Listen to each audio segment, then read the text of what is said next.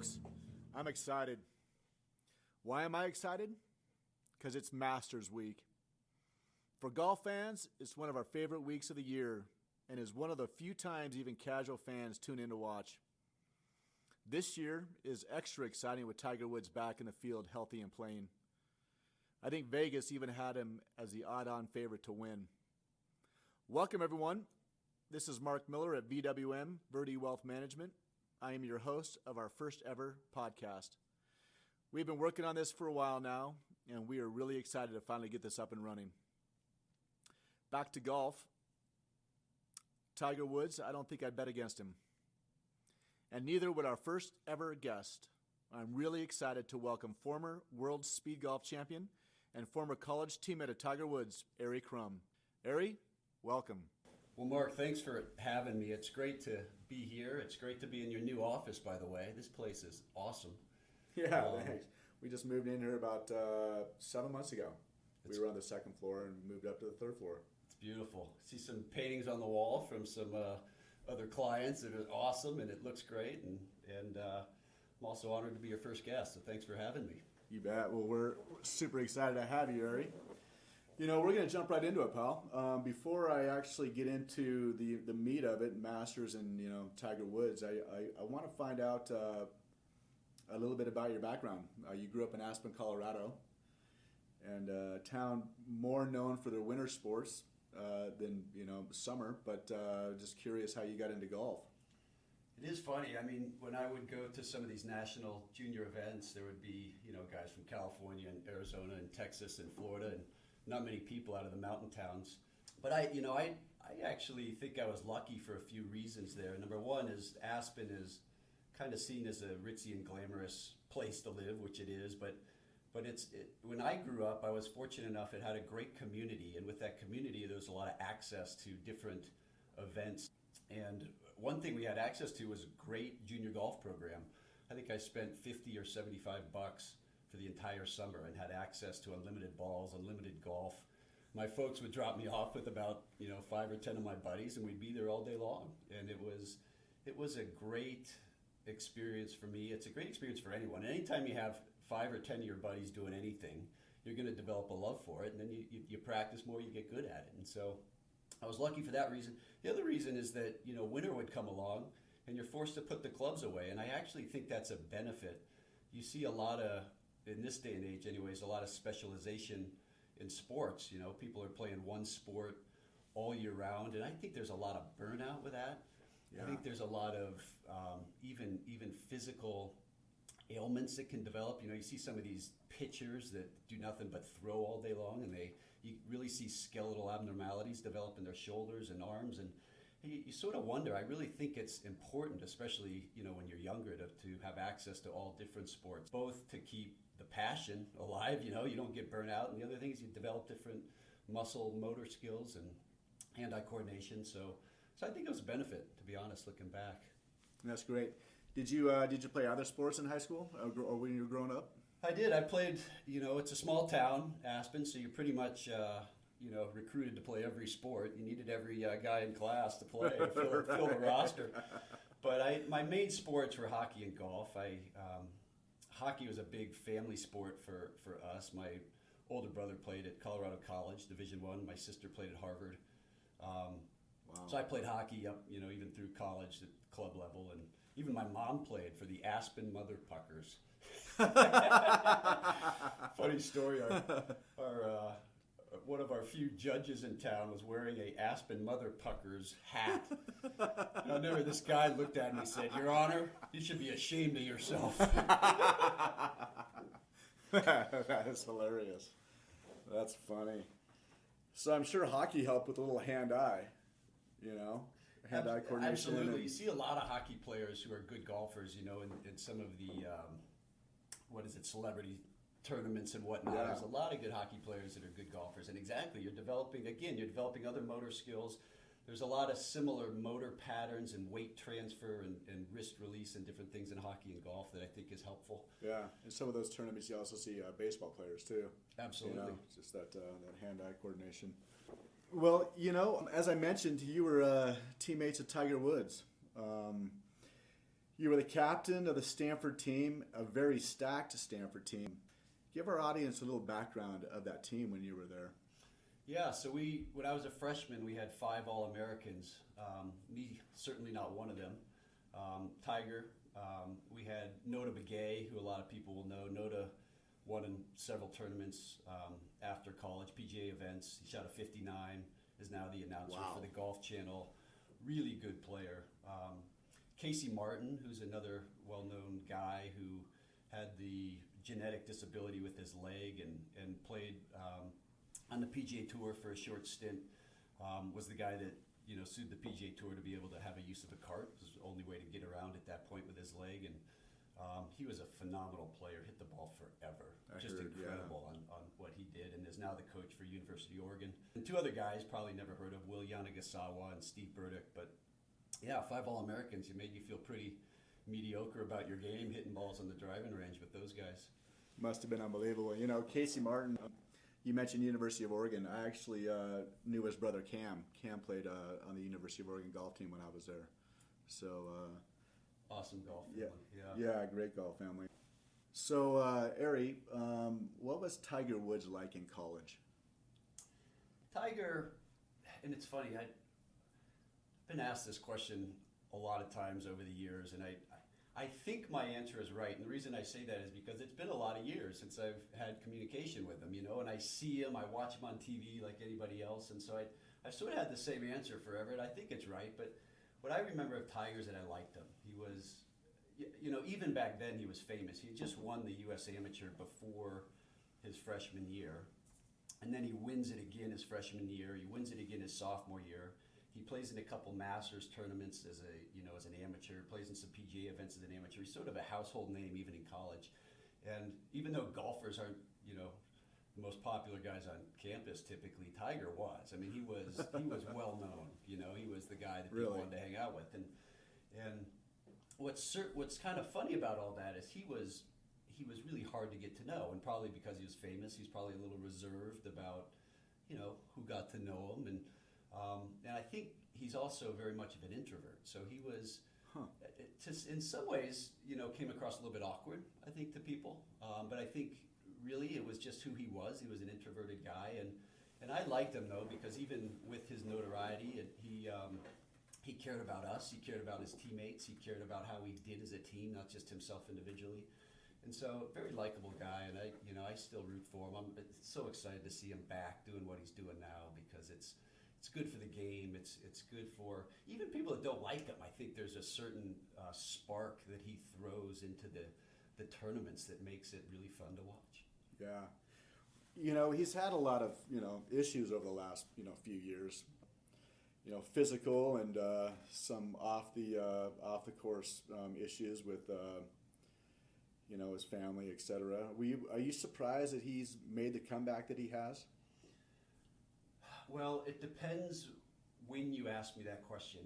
Initially, I always would have guessed he would come back. He's too good not to. Right. And then it went through a period where not only was his back bad, but his golf game was really bad. He developed more or less a chipping yip. He couldn't keep the ball on the planet. And for a lot of great golfers, we've seen it happen with Ian Baker Finch, we've seen it happen with David Duval. When they lose confidence in that game, it's hard to get back. And so if you asked me that question last year, I'd say, I think he's in trouble. We may not see him play at a high level again. Yeah. Now, however, he's amazed us again. I mean, he's playing great golf.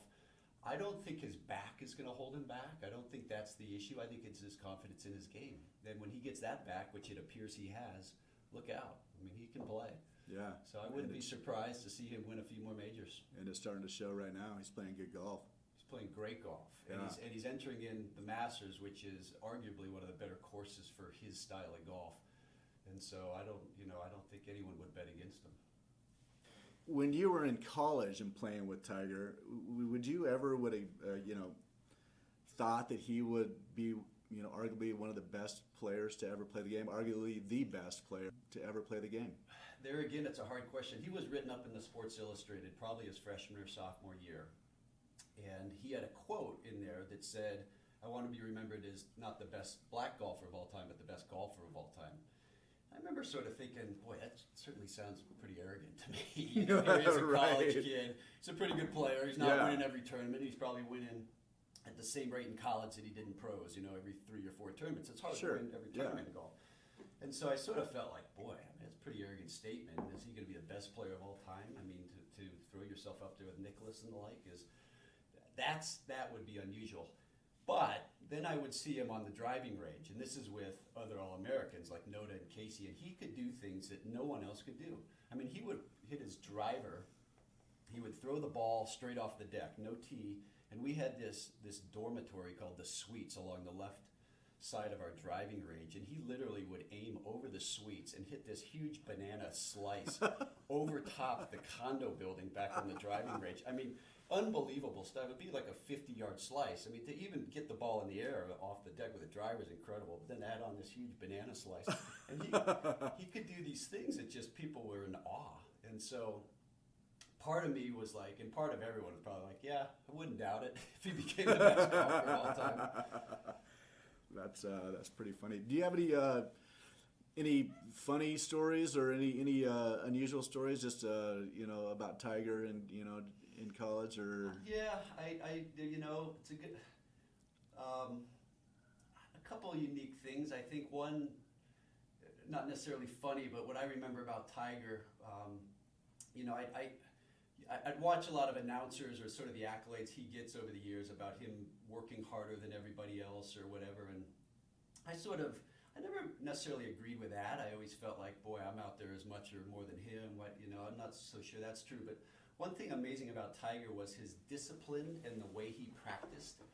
He would do things that were very unique and creative and on point in his practice, which I think is really neat. And I remember we were all going to a party or something one night, and he was going to grab his golf bag, and he was heading to the gym, and we're like, Tiger, what are you doing? And this was probably a month before his debut at the Masters. He was invited as an amateur that year because he'd won the U.S. Amateur. He was going to putt on the gymnasium floor. Oh my God! Because he felt it was the hardwoods. Yeah, the hardwoods. Because he said, have you seen how fast those greens are? I better get used to it. So he had a unique way about him that was, not many people would do something like that. He was doing that on a regular basis, which was pretty cool.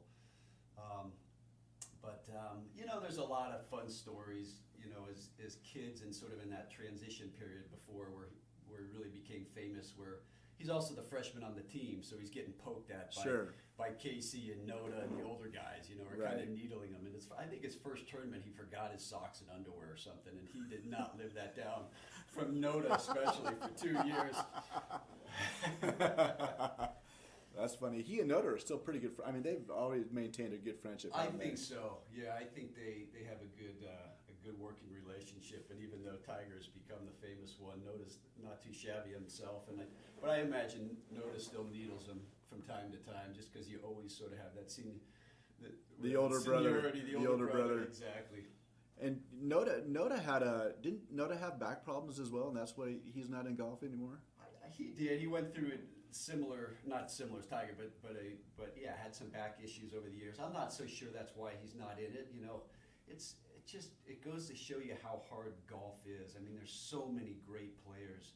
Noda being one of them. I mean, he was top 30 or top 20 in the world one year. He won twice. He shot that 59. I mean, he was gunning for it, and then he kind of loses his game a little bit. Next thing you know, he's not playing, and I actually think that's more the norm than the exception. And so whether it's his back or whether it just didn't have the talent to continue with all the young guns, I don't know. Yeah, sure. Well, let's segue into speed golf, pal.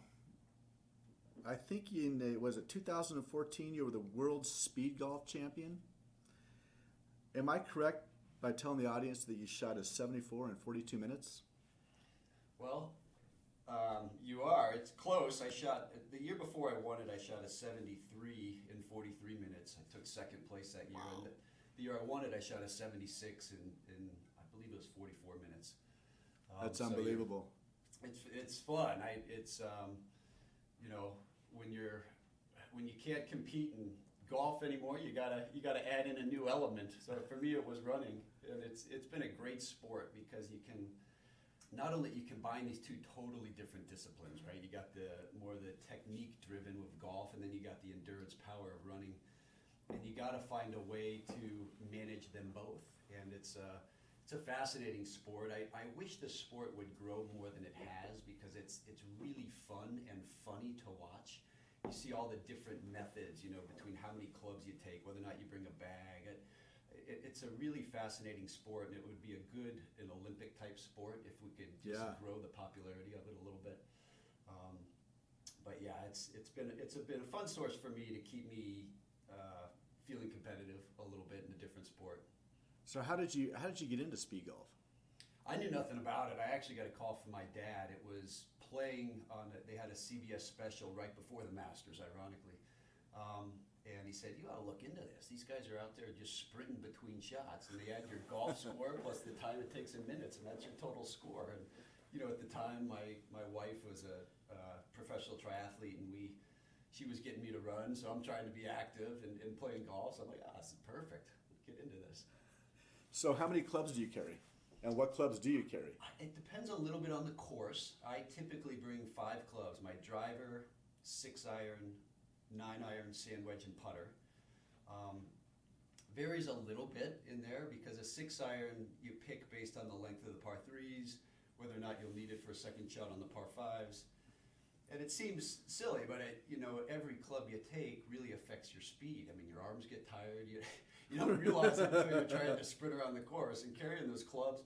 The other funny story is how many balls you take, because every ball, there again, you don't think about it until you're carrying them. It weighs you down a little bit, and so we've had people run out of balls before in tournaments. I usually err on the side of bringing too many balls because the idea of running out of balls when I get a little erratic is a little intimidating. But it's fun, and you can spend hours and hours talking about the best method for speed golf. Do you carry a bag, or do you just carry your clubs in your hand? I carry a tiny little bag because I've done it both ways, but you get tired of kind of gathering all the clubs after every shot. It's just enough. I think it's easier with the bag. But there again, you see a lot of guys that go without a bag. But part of the question of the bag is, some courses allow you to put a bag on the green, others don't. So the courses that don't allow you to put a bag on the green, you're actually better to not take a bag, because then by the time you drop your bag, 30 yards on the front of the green and run back and get it, you waste time. So there's always an element of, how do you get faster in this sport? Now, in 2014, when you won it, that was at Banded Dunes. Is that correct? Correct. Yeah, great course. If I know you've played it, we've been there together. They have 4 fantastic golf courses, and it's a perfect venue for speed golf. It just feels like, you're out there. There's no golf carts. You're just, sprinting around those fairways. It's just, it's hilarious. If I remember right, there's a huge gap between the green to the next tee box. How far do you actually think you run in 18 holes of golf? Bandon surprisingly isn't as big of a gap as you think. It feels like it is because it's such a vast piece of land. But Bandon, you end up running about 5 to 5.5 miles. Some courses we play, I think the course we played up in Washington for the Washington State last year, Washington State Speed Golf Championship, that came to be like 6.5 miles or something. So it really, the distance between the greens to the next tee box sort of dictate the length of the course. But yeah, you're running anywhere from 4.5 to 6.5 miles, and it's definitely a workout. So shot 75 in 45 minutes. Yeah, 76 the year 76. I won it. Yeah, and the 73 was my best score the year before. That's unbelievable. So are you going to play in the 2018 championship this year? Yeah, hoping to. The speed golf's a little bit disorganized, so you never know if they're going to come together with a full-on World Championships and the qualifying criteria to get in. But they're supposed to have it in New York. A great course. I can't remember the name of it. I'll have to get back to you on that. But is it typically in October? Typically in October. Yeah, mid-October. And don't they show it on television on the Golf Channel? They haven't yet, and I think that's one thing they ought to look into doing. I think it'll increase sort of awareness of the sport, get more people to play. They've shown it on CBS, where they did that CBS special. That's right, Masters. CBS, yeah.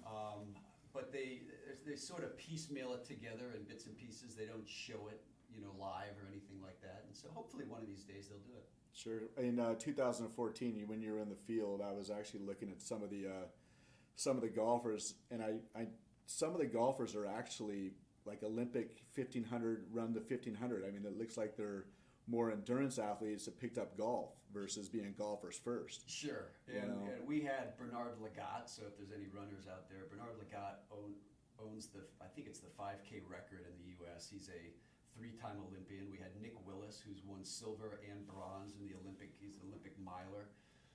So some complete legit runners. Wow. Now what we find is that they're He's not a great golfer. Speed golf. You're better off being a golfer who can run rather than a runner who's kind you of think so? The golf. No question.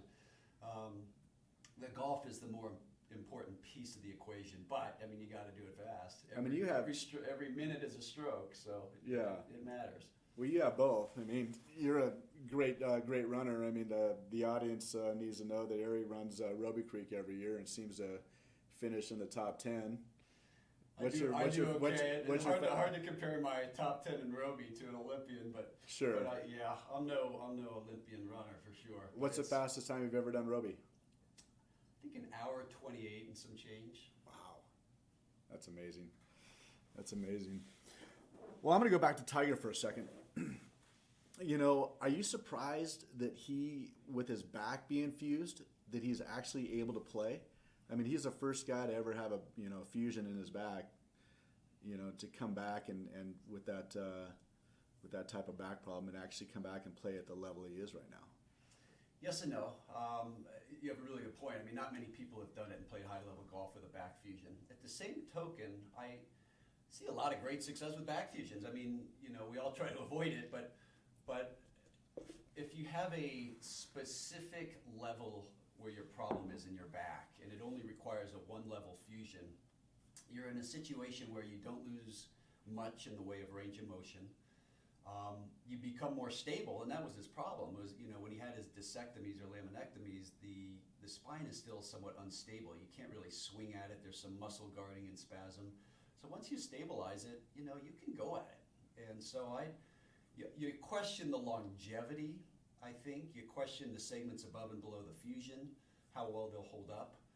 But I think he's got a good window where he's going to be fine with a fusion. And I actually don't think it's his back that's holding him back. I've always thought it's his confidence in his golf game. And if he gets that back, which it looks like he has, well, look out. He could be good. Have you seen a change in his golf swing?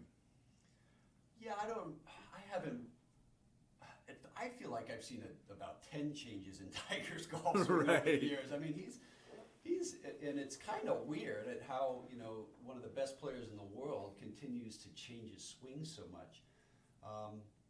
And so there again, I don't necessarily see a change because of his back as much as he's just gone through a lot of swing changes, whether they're intentional or unintentional or his body changing over the years. His swing's different, but it's still powerful. And it's, he can hit some shots that no one else can still. Well, speaking of spines, you own a business called the Boise Spine Center. Can you tell our audience what you're doing now? Yeah, so I'm a chiropractor.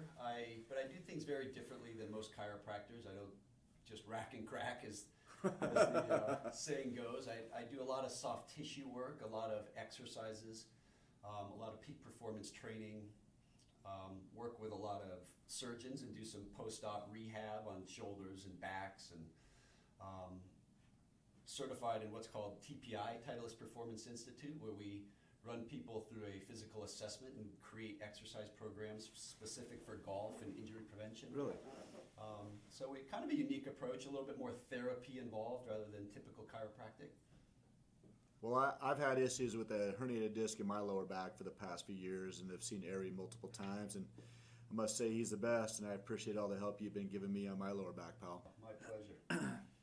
Well, I know you're a huge Caddyshack fan, and it's one of your favorite movies. And you always, can you give the audience your best Judge Schmelz impression? Oh, Judge Schmelz. thing about Judge Smells, his facial expressions are better than his lines. But I was talking about this the other day with one of our mutual buddies on the golf course. He's like, I don't think we've made it through an entire round without some reference to Caddyshack. And it's kind of true, whether that's good or bad, it's a little frightening. It's in all of our lives and all the time. But Judge Smells, well, the old classic is, well, we're waiting.